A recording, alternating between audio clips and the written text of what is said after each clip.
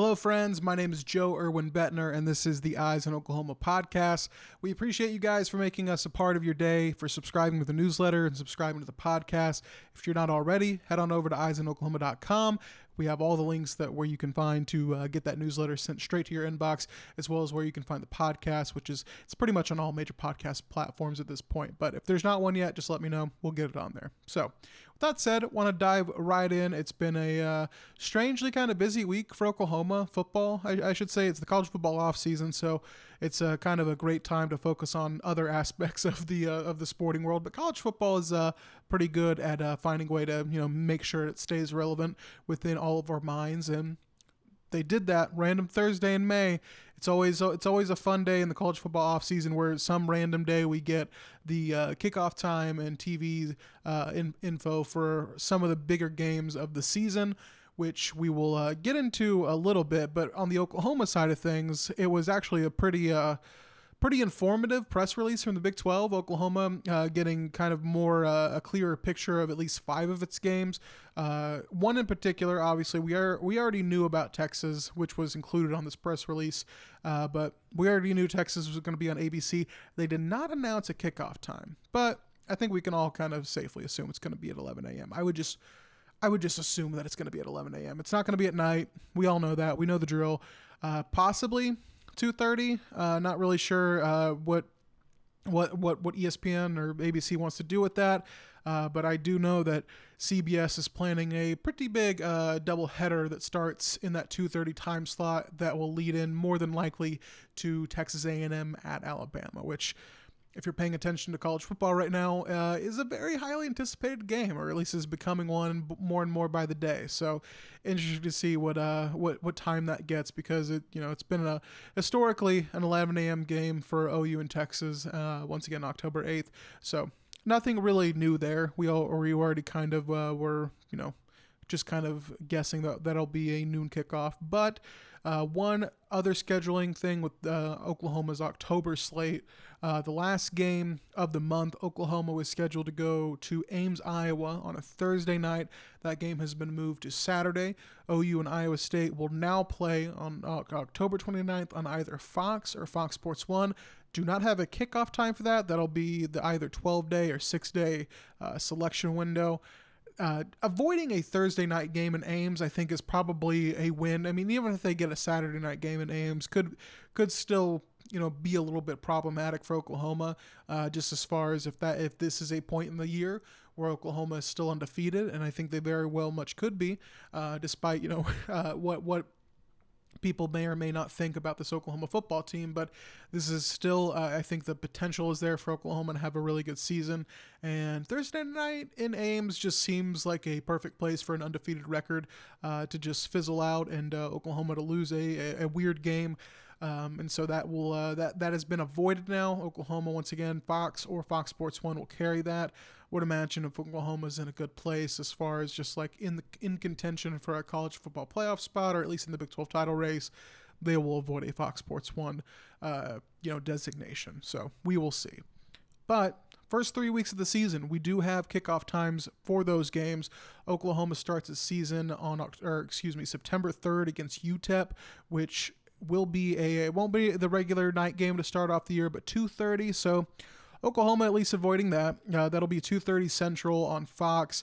Oklahoma and UTEP, which I think is similar to what happened a few years ago when Oklahoma opened up the season with UTEP.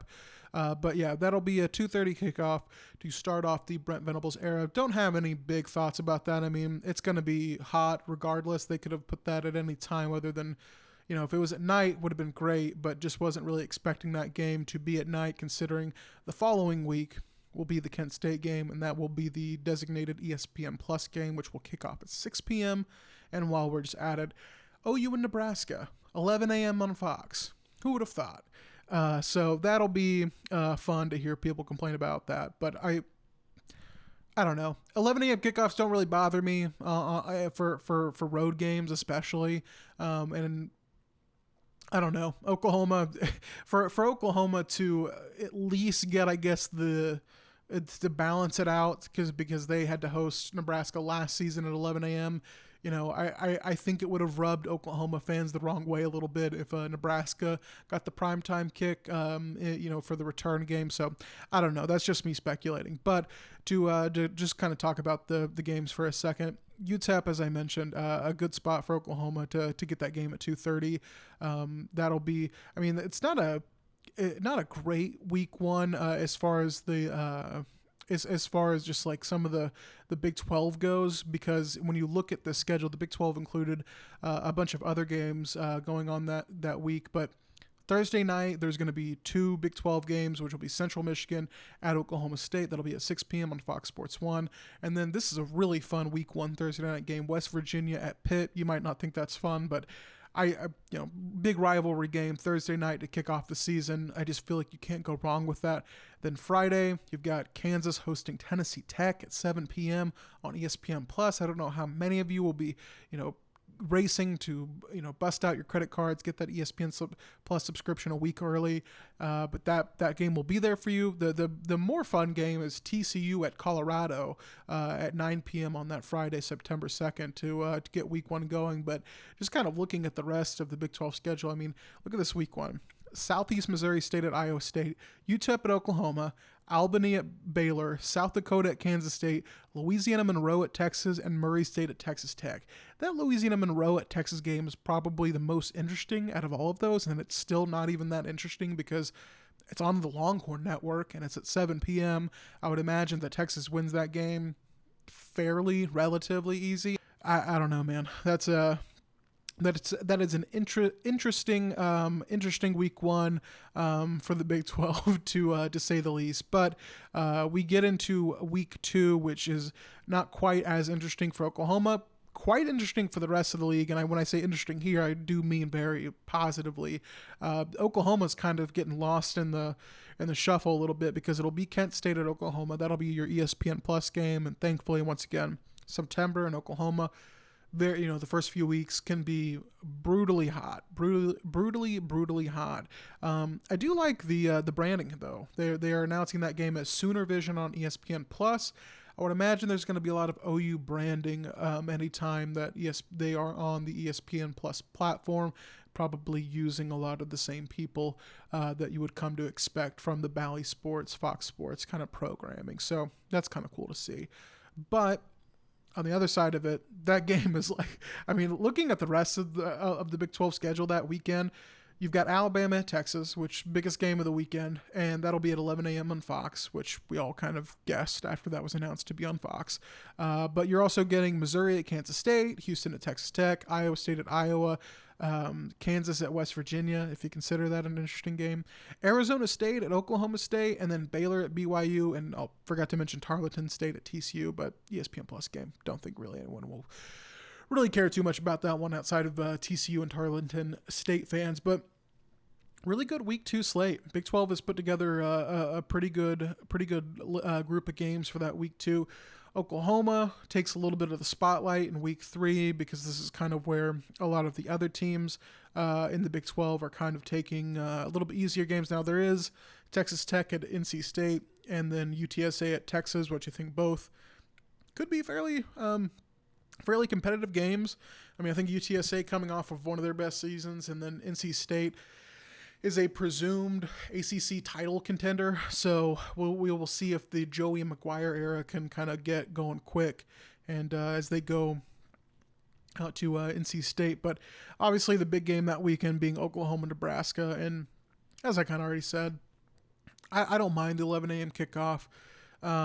It's not that big of a deal to me, especially road games. I don't think it matters nearly as much because if you're looking at this through an Oklahoma perspective, to balance out the fact that, both games, OU and Nebraska, the game in Norman and game in Lincoln, one team's not really getting I guess an unfair advantage of having the night game.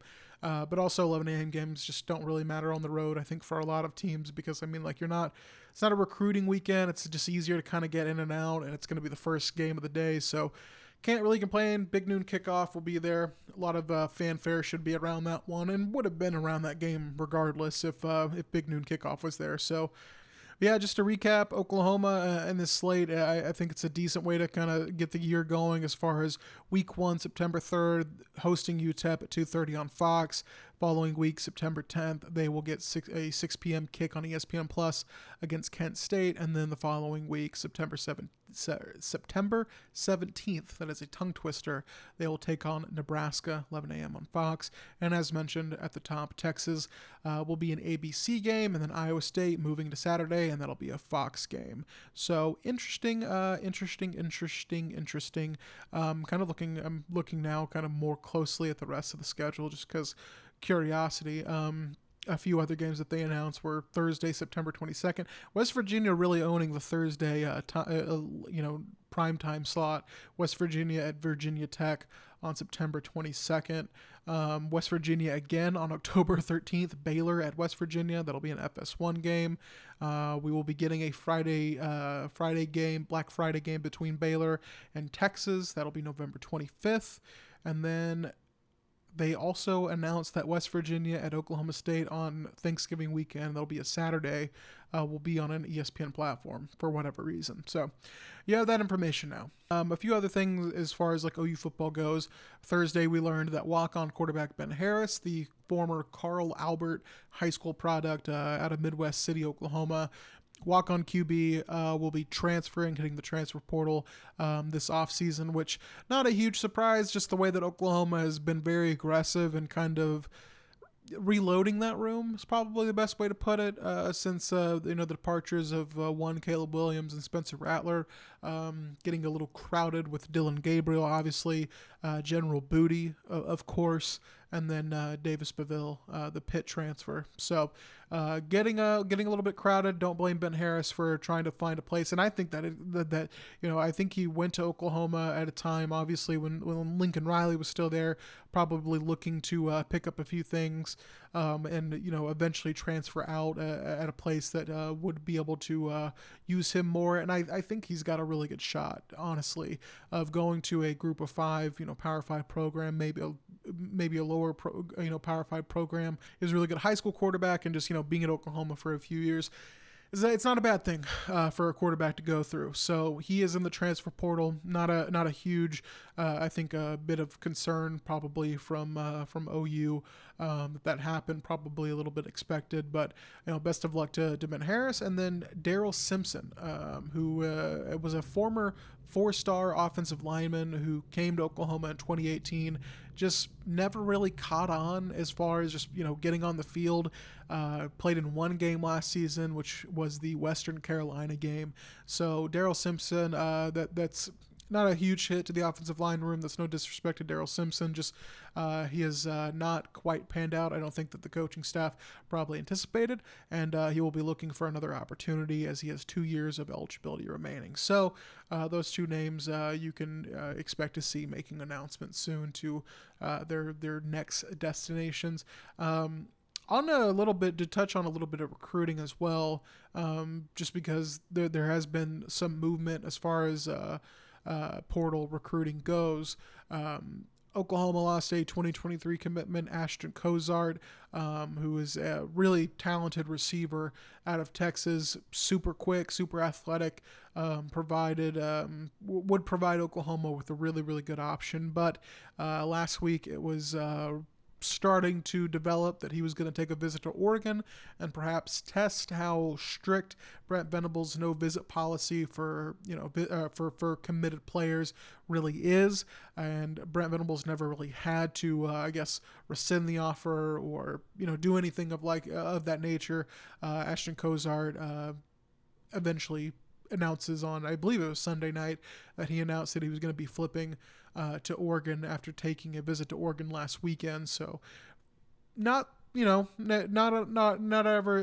something your coaching staff wants to deal with losing a commit, but I think that when you think about the nuance of how receivers are kind of the receiver economy is kind of changing, especially with the transfer portal.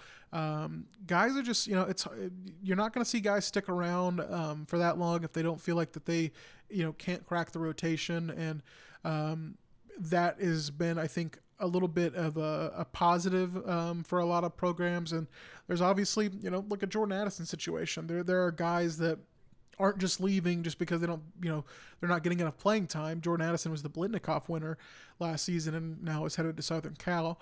But there is no shortage of receivers that are also trying to, in the middle of that kind of category, that are trying to move their way up, go to programs where they can get more exposure. And it's helped out Oklahoma this offseason. Landing a few receivers, especially ones as young as they are. And the guys I'm referencing are Javian Hester, the Missouri transfer who announced, I believe, a few weeks ago, and then LV Bunkley Shelton, who transfers in from Arizona State. Javian Hester, by the way, Missouri transfer, and LV Bunkley Shelton.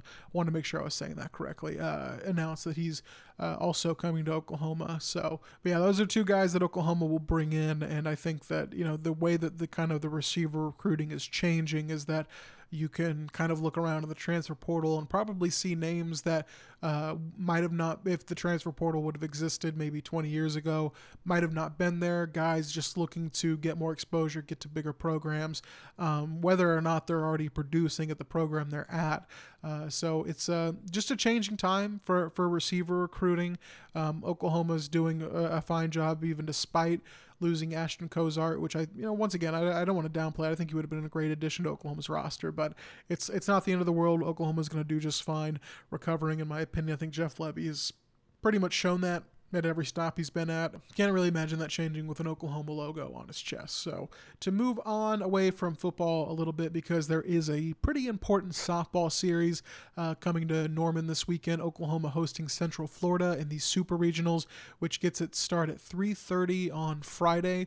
And we'll go into Saturday for Game 2, which will be a 1 p.m. first pitch, and then a Sunday, if necessary, Game 3. So just to take a quick preview of this series coming up for Oklahoma, UCF coming to town and will be a future Big 12 school. But before they get into the Big 12, they've had a really successful softball season, 49-12 on the year. They have won 7 straight games heading into the Super Regional round, won the American Athletic Conference tournament, and then they get into regional play where they're actually hosting and knock off a ranked Michigan team. So UCF comes in here with a little bit of experience, playing high quality competition.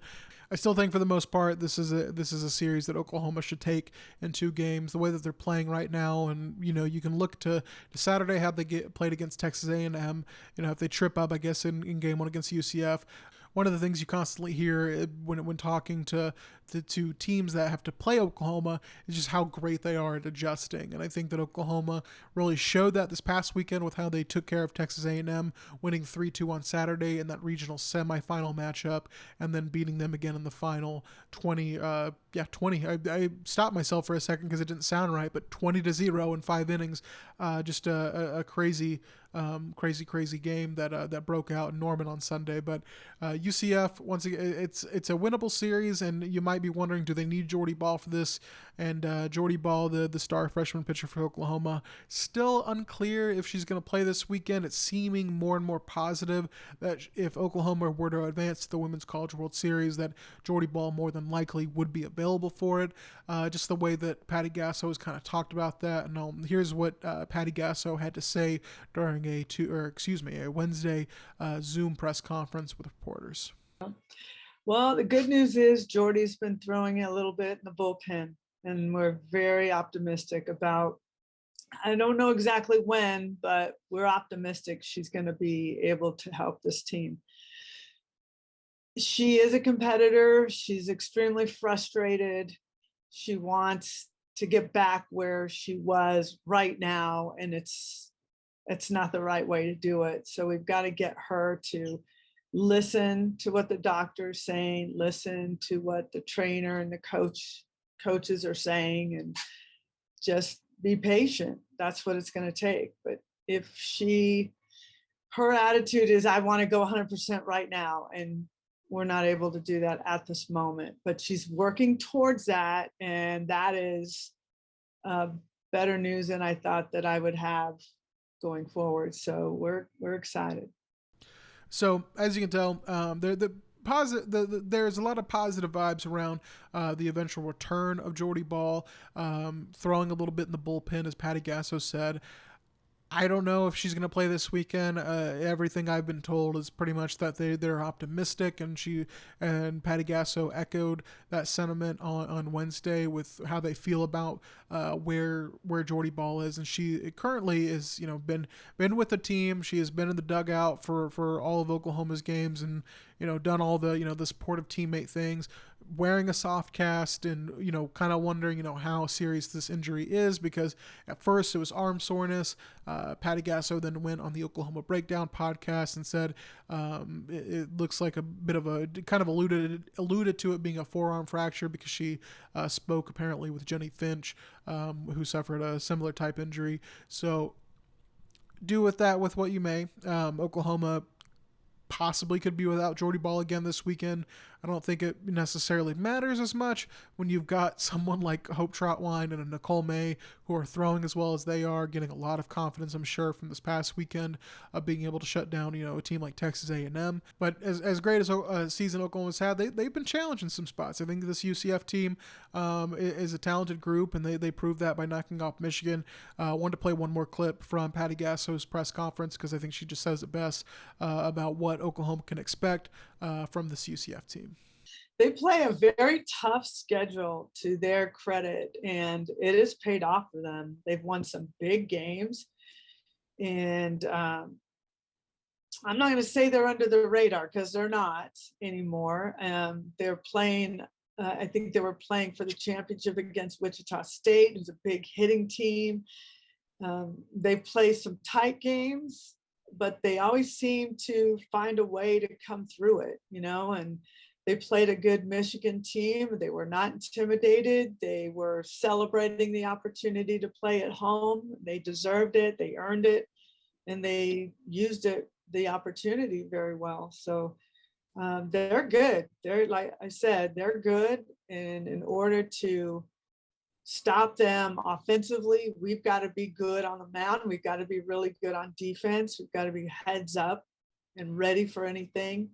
Offensively, their pitchers are outstanding, and they've got more than a few that can do the job. So we've just got to stick with our game plan, continue to trust in the training that we're doing, allow the crowd to engage the way they normally do, and really create what we feel is going to be a home field advantage. So once again, Oklahoma taking on UCF at 3:30 p.m. on or Friday, probably today as you're listening to this. If you're getting to it a little bit early and outdated, probably a little bit. If you're not getting into it on Friday, May 27th. But yeah, that's a series that we'll be at. There's really not much more for me to say, just as far as we will be writing a ton about this super regional series that Oklahoma is about to partake in. So important time to kind of get subscribed to the Eyes on Oklahoma newsletter and get that sent straight to your inbox. So each morning, the day after each of OU's games, you will have a fresh newsletter, and you can see all of the happenings, all of our coverage. We're looking forward to being back out there as we were last weekend for regionals. So it has been fun to follow this softball team, as I'm sure it's been fun for all of you to kind of watch them through their journey. But with that wraps it up for today's podcast. We appreciate once again all of you for tuning in and listening to the pod. And if you are not already subscribed, the Eyes on Oklahoma podcast is available on all major podcast platforms. You can also watch it on YouTube. You can go to our YouTube channel, Eyes on Oklahoma, and catch all of the podcasts there as well. Thank you guys for subscribing to the newsletter, eyesonoklahoma.com. If you're not already subscribed, it's free. You get a free Monday and Friday newsletter. And as well as if you want to unlock some bonus content, you can pay $5 a month or $50 for the entire year. Until next week, y'all, my name is Joe Irwin Bettner, and we will catch you next time.